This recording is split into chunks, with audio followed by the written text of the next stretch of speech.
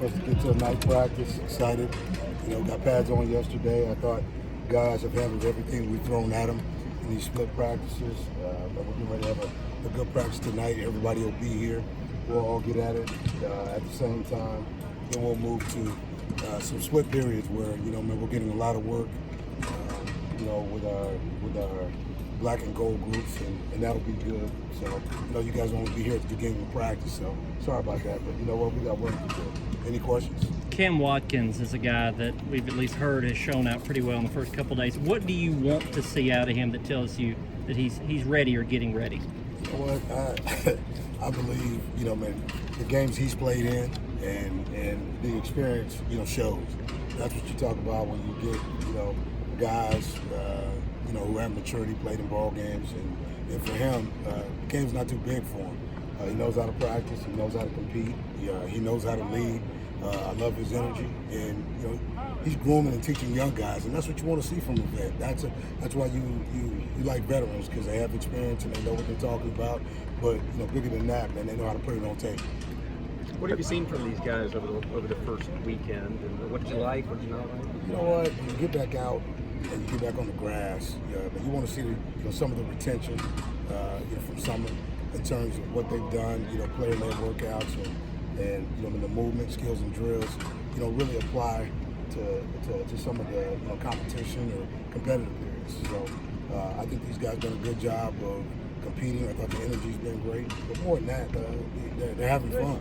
It's been chirpy, a lot of banter, but like I talk about all the time with these guys, man, let's make sure, man, that for the most part, man, we know how to compete and not be combative.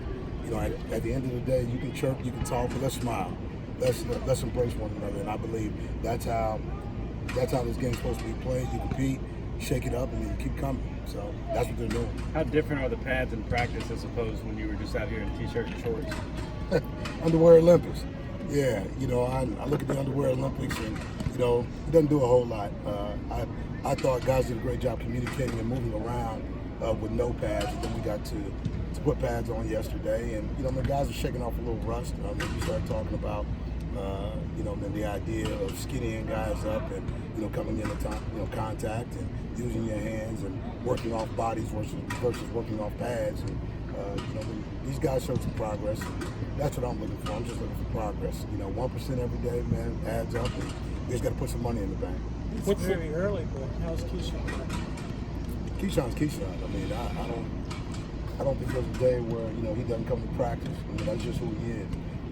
Once he gets between the white lines, he wants to compete, and he's one of those guys that can turn it on, turn it off. He's an alpha male, so I like where he's at. He's going to continue to keep doing him, but I told these guys, I showed them the video of what Ty Law talked about, in the Patriots. He just said everybody had to sacrifice a little bit of individuality, for the sake of the team, and that's how they were able to build their culture. And I'm saying the same to these guys. Again, compete, and at the end of the day, make guys better. But he does that when he steps between the lines because he knows how to play football. What's the learning curve like for the transfers that were not here in the spring? Do you have to be patient with those guys? Does it take a while for them to pick up what they're doing? I think they've all shown well. I mean, Rowan's shown well. Justice, Shelton Mosley has been outstanding. I mean, to see, what he can do, out of the slot. And then I'm looking at LaShawn Paulino Bell, Dante, Carrier Williams. These guys are all, stepping on the field with, some experience and, showing exactly, why we brought them here. So our roster's been upgraded. Now what we got to do is, to start getting these guys to make sure that we can gel, communicate, and play, Commodore football. And, game time's coming soon, so we'll figure that out. Are you seeing the chemistry that was developed in the spring carry over into these fall camps? I know it's only been a couple of days. Yeah, I think my leadership council's done a good job, and everybody talks about leaders, but I told every one of those guys, there's a difference between leading and influence, because when you lead, and you have to take on the responsibility that comes with it. I said, when people say that I lead, and I try to make sure when it's all said and done, I take on all the responsibility that comes with it. It's not just the fun things, but you got to do the hard stuff too. And that's what they've been doing.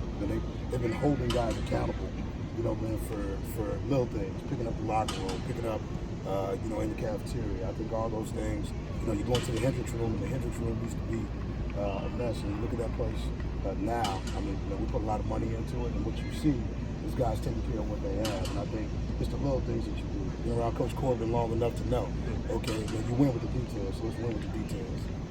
Of your returning players, who's taken the biggest steps up since spring?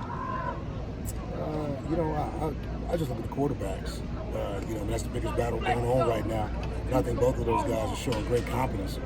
You know, I mean, each one of these guys, you know, have their strengths, and you know, they're working to those. But I think seeing both of those guys come out, compete, and cheer one another on, you know, man, really, you know, sets the flavor for what we want to do. We want to be competitive but not combative.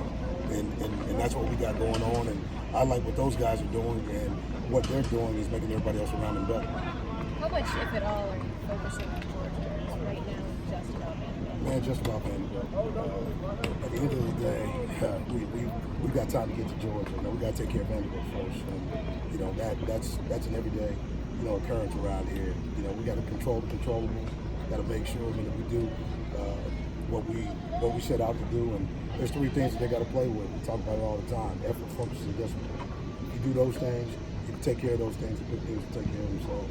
We know the trio of guys that you have returning, and they get the attention that they should. Is there one other guy that you think might surprise a lot of people this upcoming fall? I think a bunch of guys. You know, man, football's a great team game. Best team game going. So it's not about just those three guys. Those three guys, you know, are somewhat of proven commodities, you know, out here in terms of playing football in this conference. It's the rest of the guys. You know, everybody's got to improve. You know, everybody's a starter, and that's what I talk about. You know, you have to own what you put on tape. So, you know, we got a bunch of guys out here. Man, they all got to put it on tape. So I'm really going with the idea that everybody's a starter, and let's make sure, man, that you own your 15 reps, your 6 reps, your 30 reps. Okay, man, put good stuff on tape, and we're a better ball club. You mentioned Tim Corbin there. Obviously, you went to Omaha and experienced all that. What was lasting in your mind, maybe, that you carry over to this year from experiencing that and seeing how that team and how he functioned? I think the biggest thing that I saw is that I had the chance to watch them practice. I mean, their first practice at the beginning of the year, and you know, Coach Corbin teaches those guys how to celebrate. But they started the season, you know, teaching those guys how to celebrate, and they ended that way. That's the way we want to start. You know, the idea of doing the little things. You know, I mean, these guys got shirts tucked in, socks up. Man, let's do the little things. Let's take care of the little things. And again, when you do that, you don't beat yourself. And this game is about beating yourself. So let's not beat ourselves. One or two more questions, guys. Taking care of the little things. That's what Keyshawn does best, isn't it? Yeah, I mean, you know, he's a detailed guy.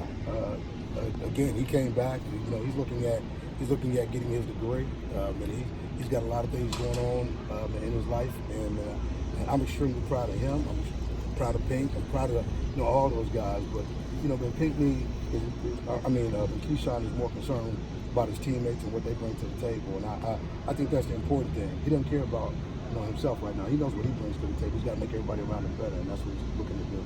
Thank you, Coach. Thank you all.